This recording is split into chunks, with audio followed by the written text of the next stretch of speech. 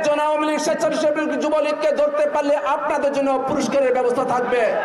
কারণ এরা এদেশের মানুষের উপর অন্যায় করতেছে, অত্যাচার করছে, জুলুম করছে, নির্যাতন করছে, এমন কোন অন্যায় কাজ করে নাই যে বাকি নাই। তাই তাদেরকে ধরে ধরে দিতে হবে, ধরে দেওয়ার আগে হাত পা ভেঙে দিতে হবে, উত্তম মাধ্যম দিতে হবে, সমস্ত শিক্ষা দিতে হবে, ভবিষ্যতের জন্য জনগণের উপর অত্যাচার না করে।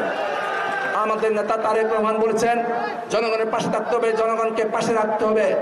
আপনারা দেখেন এক পাশে এই হাসিনার কুলাঙ্গার সন্তান জয় বাংলাদেশ থেকে হাজার হাজার কোটি টাকা লুটপাট করে নিয়ে গেছে সিন্ডিকেটের মাধ্যমে। অন্যদিকে শহীদ প্রেসিডেন্ট জিয়া রহমানের জ্যেষ্ঠ সন্তান বেগম খালেদা জিয়ার জ্যেষ্ঠ সন্তান তারেক রহমান এদেশের মানুষের সুখে দুঃখে পাশে দাঁড়িয়েছেন।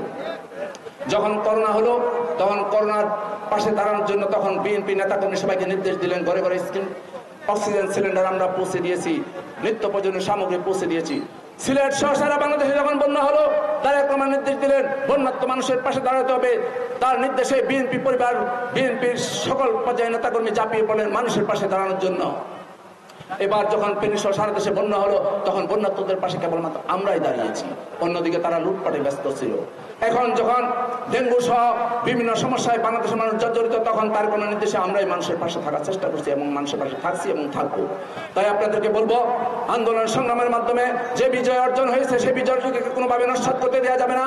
পাড়া মহল্লা যারা উকিঝুঁকি দিয়ে অন্যায় অত্যাচার জুলুমের সাথে যারা জড়িত ছিল তারা যেন আপনাদের সাথে না মিশে। আমরা ইতিমধ্যে কিছু ছবি পেয়েছি, আপনারা তাদের সাথে এখনো ছবি তুলছেন, এখনো ঘোরাফেরা করছেন।